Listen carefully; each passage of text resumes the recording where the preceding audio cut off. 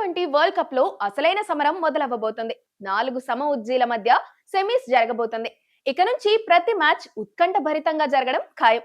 తొలి match New Zealand south Africa, రెండో match లో ఇండియా ఇంగ్లాండ్ తలపడబోతున్నాయి. కివీస్ తో పోలిస్తే దక్షిణాఫ్రికా బలంగా ఉంది. కాకపోతే న్యూజిలాండ్ ఎప్పటికైనా ప్రమాదకరమైన జట్టే. కాబట్టి హోరాహోరీ పోరు తథ్యం. ఇక రెండో సెమీస్ విషయానికొస్తే భారత్ హాట్ ఫేవరెట్ గా బరిలోకి దిగబోతుంది. సొంత గడ్డపై ఆడటం భారత్ కు కలిసి వచ్చే విషయం. బ్యాటింగ్ లో అభేద్యంగా కనిపిస్తుంది. 8వ నెంబర్ వరకు బ్యాటర్లే. వాళ్లలో సింగిల్ హ్యాండ్ తో గెలిపించే సత్తా ఉన్న వాళ్లే ఎక్కువ. బౌలింగ్ లోనూ భారత్ సమతుల్యం పాటిస్తుంది.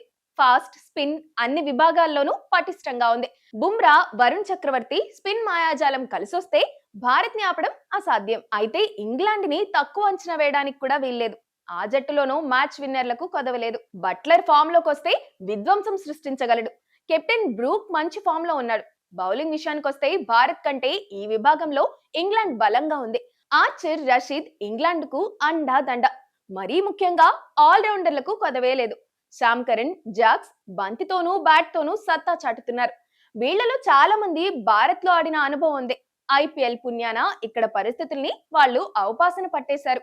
భారత ఆటగాళ్ల బలాలు, బలహీనతలపై వాళ్లకు అనుభవం ఉంది. సో ఇంగ్లాండ్ ని ఎట్టి పరిస్థితుల్లోనూ తక్కువ అంచనా వేయకూడదు.